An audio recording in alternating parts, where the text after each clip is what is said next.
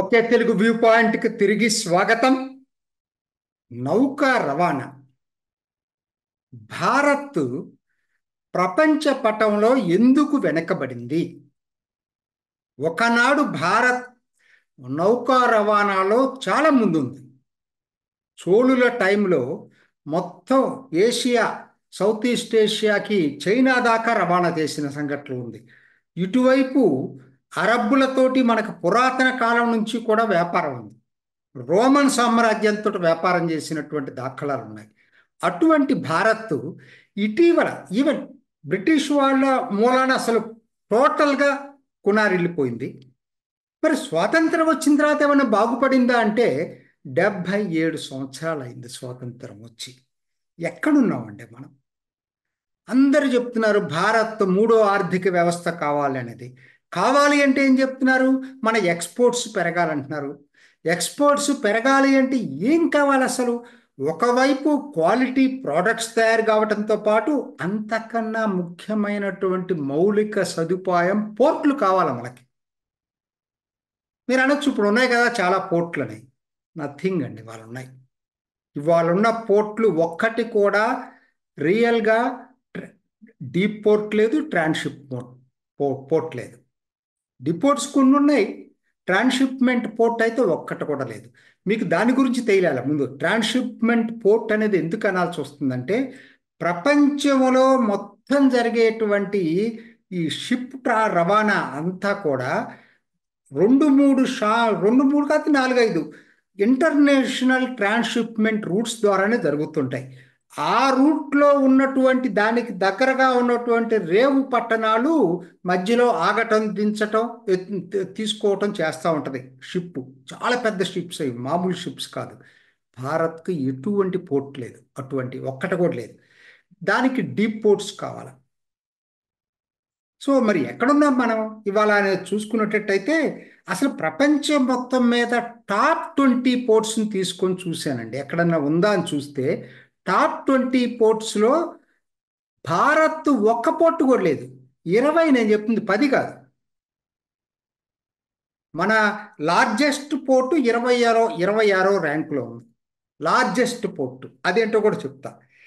మొత్తం టాప్ 10లో చూసుకుంటే 6 చైనావి, 9 ఆసియా ఖండం వేయండి. ఒకే ఒకటి లాస్ ఏంజల్స్ అమెరికాది ఉంది. మిగతా 9 కూడా 6+3, ఆ మొత్తం 9 ఏషియా ఖండానికి సంబంధించినవి.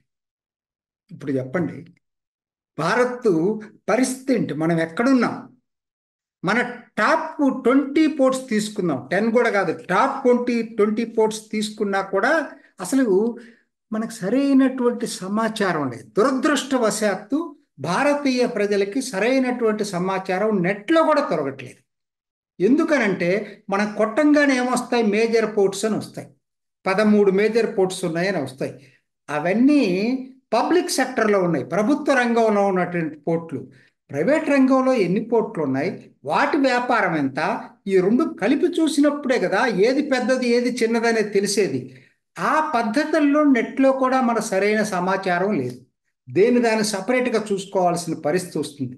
దాని మీద నేను అలా రీసెర్చ్ చేసుకొని ఒక టాప్ 20 పోర్ట్స్ని నేను తయారు చేసుకున్నాను. టాప్ 20 పోర్ట్స్ని. ఇందుట్లో ఫస్ట్ 3 చూసుకునేటట్టయితే, అందరికన్నా లార్జెస్ట్ పోర్ట్ ఏంటో తెలుసా?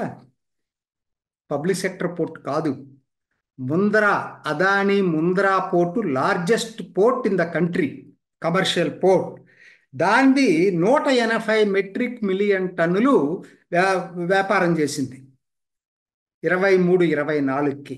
లార్జెస్ట్ పోర్ట్ ఏదైనా ఉంటే అది ముంద్రాది, గుజరాత్ దగ్గరది. తర్వాత రెండోది మన పబ్లిక్ సెక్టర్, ఇది రెండోది ఎక్కడుందా అంటే పారదీప్, ఒడిస్సా, అది రెండో పోర్టు. మూడోది సిక్కా. అసలు ఇది ఎవ్వరికి ఎక్కడ మ్యాప్లో దొరకదు. సిక్కా ఇది ఎక్కడుందంటే జామ్నగర్. జామ్నగర్ రిలయన్స్ మొత్తం ఆ జామ్నగర్ అంటే కేవలం రిలయన్స్ వాడి ఇండస్ట్రీస్ మొత్తం పెట్రోకెమికల్ కాంప్లెక్స్ నుంచి అన్నీ అక్కడ ప్రత్యేకంగా రిలయన్స్ కోసం పెట్రోల్ దిగుమతి కోసం ఒక సిక్కా అని పోర్ట్ ఉంది. థర్డ్ లార్జెస్ట్ పోర్ట్ అదట, ట్రేడ్ చేసింది. ఈ మూడండి. సో ఇందుట్లో 2 ప్రైవేట్.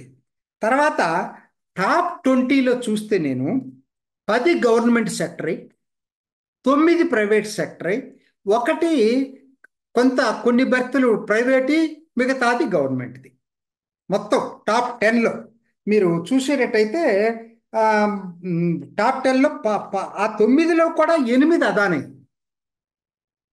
ఓకే, నేను రాజకీయాల్లోకి వెళ్ళట్లా, ఆయన ఎట్లా ఎక్వైర్ చేశాడు అవన్నీ పక్కన పెట్టేస్తే, చాలా ఫాస్టెస్ట్ గ్రోత్ ఇవాళ షిప్పింగ్ అండ్ పోర్ట్లో ఉందంటే అది అదానీ పోర్ట్స్. దాన్ని మనం అప్రిషియేట్ చేయాలి. ఎందుకనంటే పబ్లిక్ సెక్టర్లో ఉన్నదానికన్నా ఇవాళ గ్రోత్ 2-3 అంతలు ఎక్కువగా ఉంది అక్కడ. ఉదాహరణ గంగవరమే తీసుకోండి. అదవరకు ఉన్నటువంటి గ్రోత్కి అదాని తీసుకున్న తర్వాత ఉన్నటువంటి గ్రోత్కి పోలికే లేదు.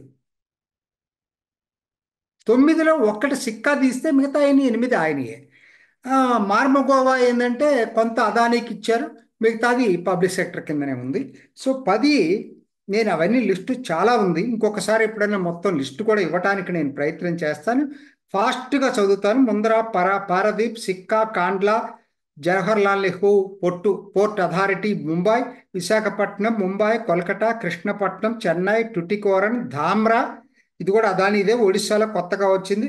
గంగవరం, కొచ్చిన్, న్యూ మ్యాంగ్లూర్, హజీరా, మార్బగోవా, ఎన్నూర్, కట్టుపల్లి మనకి పైన, మద్రాసుకి దిగువన మనకి పైన ఉంటుంది, కరైకల్. ఇవి 20 అండి పోర్ట్లు మొత్తం. ఏది volume wise, trade volume wise నేను చెప్పేది టాప్ 20 పోస్టులు. మీకు ఎక్కడా దొరకదు ఇక్కడ నేను చెప్పింది ఇన్ఫర్మేషన్. తర్వాత రాష్ట్రాల వారీగా చూసుకునేటట్టయితే ఇది రాష్ట్రాల వారీగా మీకు గుజరాత్లో 4 ఉన్నాయండి. ముంద్రా, సిక్కా, కాండ్లా, తర్వాత హజీరా. హజీరా అంటే సూరత్ అండి కేవలం. ఈ 4 ఉన్నాయి. తమిళనాడులో 5 ఉన్నాయి. తమిళనాడు వచ్చేసరికి చెన్నై, టుటికోరన్, ఉమ్, ఆ, ఎన్నూర్, కట్టుపల్లి, కరైకల్. ఈ 2 చిన్నవి కానీ ఆ టాప్ 20లోకి వచ్చినాయి. తర్వాత ఆంధ్రప్రదేశ్లో 3 ఉన్నాయి, 3 పెద్దయ్యాయి. ఆంధ్రప్రదేశ్ విశాఖపట్నం, ఆ, విశాఖపట్నం వచ్చి మీకు ఆల్మోస్ట్ 67 మిలియన్ మెట్రిక్ టన్నులతోటి 6th ర్యాంకులో ఉంది విశాఖపట్నం. అందరూ ఏదో 3-4 అనుకుంటున్నారు, వాస్తవానికి ప్రైవేటు పబ్లిక్ కలిపి చూసుకున్నప్పుడు 6th ర్యాంకులో విశాఖపట్నం ఉంది. కృష్ణపట్నం 59 మెట్రిక్ మిలియన్ టన్నులతోటి 9th ర్యాంకులో ఉంది. అంటే టాప్ 10లో 2 ఆంధ్రాలో ఉన్నాయి. 13వ ర్యాంకులో గంగవరం ఉంది 37 MMTs తోటి, 13వ ర్యాంకులో. సో ఆ కొంతవరకు ఆంధ్ర దీనిపై పర్వాలేదు. ఆ తర్వాత రాష్ట్రాల వారీగా చూసుకుంటే ఆ తర్వాత మీకు మహారాష్ట్ర 2 ఉన్నాయి, 2 ముంబై, జవహర్లాల్ నెహ్రూ పోర్ట్ అథారిటీ ఒకటి, ముంబై ఒకటి, 2. ఆ ఆ ఆ తర్వాత మీకు ఆ, రాష్ట్రాల వారీగా ఒడిస్సాలో 2 నేను చెప్పాను కదా, ఒకటి పారదీప్, రెండోది ధమ్రా, భద్రక్ జిల్లాలో ఉంటుంది ధమ్రా. ఈ 2 అక్కడ ఉన్నాయి. తర్వాత వెస్ట్ బెంగాల్, కేరళ, కర్ణాటక, గోవాల్లో ఒక్కొక్కటి ఉంది. తర్వాత వాల్యూమ్ వైజ్ చూసుకుంటే అసలు 100 మిలియన్ మెట్రిక్ టన్స్ పైన ఉన్నటువంటి పోర్ట్లు కేవలం 4 ప్రపంచంలో. అసలు చాలా తక్కువ ఇది. ఒకటి Mundra 180 metric tons, Paradip 149 metric tons. Of course public sector 22-23 figures, ఈ private sector Adani 23-24 figures. 180 million టన్నులు ముంద్రా, పారదీప్ 149, సిక్కా తెలియదు, కండ్లా దీన్ దయాల్ ఇది ఎక్కడ గుజరాత్లోనే, ఇది కూడా కండ్లా 129 మిలియన్ మెట్రిక్ టన్స్. ఎక్కడ మిగతా 100 మిలియన్లకి చాలా. 5వది ఎంత ఉంది, Jawaharlal Nehru port authority Mumbai 78 million metric tons. ఎంత తేడా ఉంది చూడండి. కేవలం 4 ఉన్నాయి వాల్యూమ్ వైజ్. ఇక డీప్ పోర్ట్స్ చాలా ఇంపార్టెంట్. పోర్ట్లు పెరగాలంటే డీప్ పోర్ట్స్ ఉండాలి, లేకపోతే డ్రెడ్జింగ్ చేయలేరు. అంతా కూడా 2 ఉన్నాయండి కరెక్ట్గా చెప్పాలంటే. ఇప్పటికి అయిపోయిన వాటిలో 2 ఉన్నాయి. ముందర కృష్ణపట్నం, మన దగ్గర ఉన్నటువంటి కృష్ణపట్నం కూడా డీప్ పోర్ట్. ఎందుకంటే ముందర వచ్చి దాదాపుగా 17-18 మీటర్స్ డెప్త్ ఉంటే, మీ కృష్ణపట్నం వచ్చి 18.5 మీటర్స్ డెప్త్. ఇప్పటికి తయారైన పోర్టుల్లో అత్యధిక లోతున్నటువంటి పోర్ట్ ఏదైనా ఉందంటే అది కృష్ణపట్నం.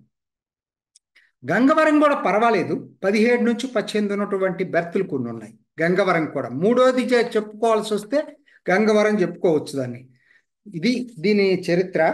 నెక్స్ట్ వచ్చేసరికి కాండ్లా వస్తాయి. అవి 16.5. కాండ్లా, విశాఖపట్నం, చెన్నై 16.5 బెర్తులు కొన్ని ఉన్నాయి, అన్నీ కాదు. 2-3 పెట్రోల్కో ఐరన్ బోర్కో అట్లా వాడుతూ వచ్చారు. సరే, ఈయన ఆంధ్ర వరకు చూస్తే ఇప్పటికే చెప్పాను నీకు 3 పోర్టులు ఉన్నాయి. విశాఖపట్నం, కృష్ణపట్నం, గంగవరం 3 కూడా చాలా బెటర్గా ఉన్నాయి పోర్టులు. ఈ కాకినాడ అవి టాప్ 20లో లేవు. తర్వాత ఎందుకు నేను దీని గురించి చేస్తున్నానంటే, భారత్కి ఇంతవరకు ఒక్కటి కూడా ట్రాన్స్షిప్మెంట్ పోర్ట్ లేదండి. ఒక్కటి కూడా ట్రాన్స్షిప్మెంట్ పోర్ట్ లేదు ఇప్పటి వరకు, యాజ్ ఆన్ టుడే. ఆ ట్రాన్స్షిప్మెంట్ రూట్కు దగ్గరగా ఉన్నది మొన్ననే ఓపెన్ చేశారు, చూసారా? వింజంజం, తిరువనంతపురం. వింజంజం అంటే తిరువనంతపురం. అది డీప్ పోర్ట్. అది ట్రాన్స్షిప్మెంట్ రోడ్కి దగ్గరగా ఉంది, చాలా దగ్గర నాటికల్ మైల్స్లో ఉంది. కాబట్టి అక్కడ దాన్ని ట్రాన్స్షిప్మెంట్ పోర్టుగా, అది కూడా ఇప్పుడు అదాని నిర్వహిస్తున్నాడు.